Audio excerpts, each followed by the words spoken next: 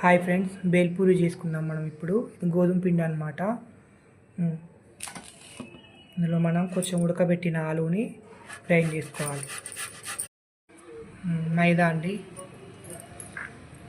బొంబాయి రవ్వ అనమాట. Salt, water పోసేసుకొని కలుపుకోవాలన్నమాట. ఆలు వేస్తే ఏంటంటే పూరి మంచి పొంగుతుంది. కలిపేసుకున్నాం ఇప్పుడు. ఇంకా ఇట్లా కలుపుకోవాలన్నమాట. ఇది ఒక 30 minutes నానాలి.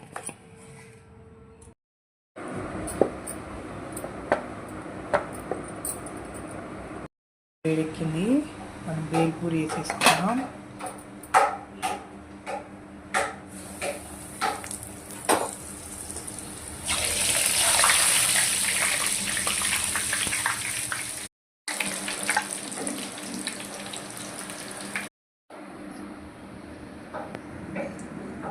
టేస్టీ బేల్పూరి